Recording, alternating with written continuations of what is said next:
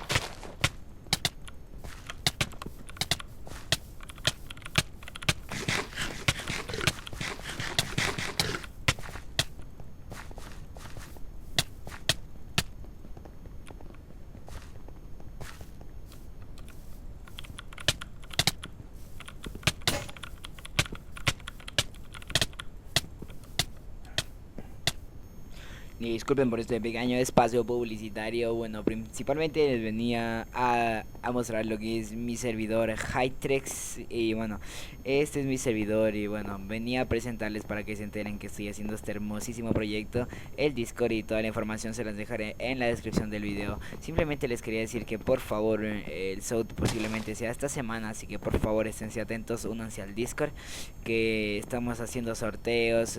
Ahorita hay un sorteo activo de un prefix, así que por favor conéctense, métanse al Discord, les dejaré todo en la descripción. Y bueno, cuando quiero que empiece el servidor, por favor quiero que todos ustedes vengan a apoyarlo, quiero que todos ustedes estén aquí jugándolo, por favor, para ver a cuántos usuarios podemos llegar en nuestro primer SOUT. Este de aquí es un proyecto muy grande que yo lo estoy haciendo, he invertido mucho aquí, mucho tiempo invertido aquí y bueno, no quiero arrepentirme de ese servidor tiene para largo, sin más que decirlo, este servidor de aquí tiene para mucho tiempo y bueno, simplemente necesitamos su apoyo. Y bueno, yo como les explico, ese es mi servidor, también tengo dos compañeros owners que aquí estarían viendo sus caritas y aquí está mi otro compañero owner. Tenemos la misma skin porque somos hermanos de PvP y bueno, sin más que decir, acá están nuestras dos caritas que somos los dos owners. Estamos con John, o más conocido como Matías, estoy yo, está el developer, está el Trusty y está Kugo. Ellos son los owners y bueno chiquillos, sin más que decir, el TS y todo lo le estaré dejando en la descripción. Y bueno, sin más que decir, sigamos con el video.